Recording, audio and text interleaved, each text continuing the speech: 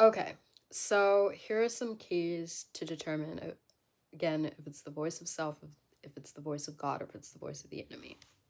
So your feelings will change based off of the circumstances, based off of your environment. And they will go along with whatever, however you determine your situation to be. Like if you determine it to be a negative thing, your feelings will validate that. If you determine it to be a positive thing, your feelings will validate that. God typically contradicts your feelings. God typically contradicts your circumstances. And it won't, his word and his promises will not change.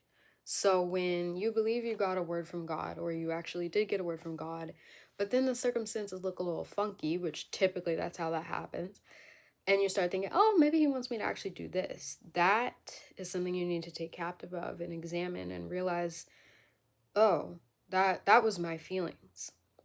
Holy Spirit recently convicted me of that I thought, well, because I'm starting to feel anxious and because of this and because of that, maybe God is leading me away from here.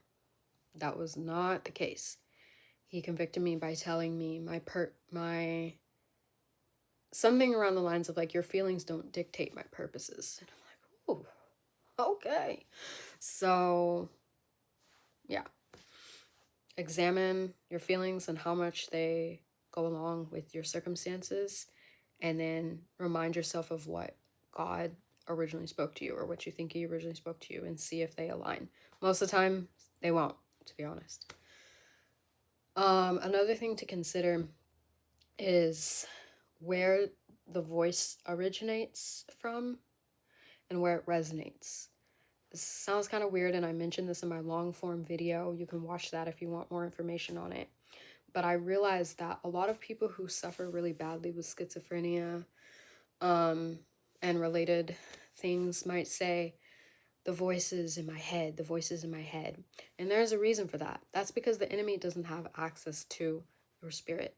So when he speaks, it resonates in your head. It literally feels like your own thoughts, because that's as far as it gets. It might get to your soul, depending on where your soul is at, where you are in your spirit and maturity in that realm.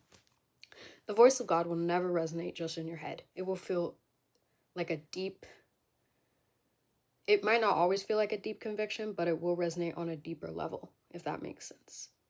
I don't know.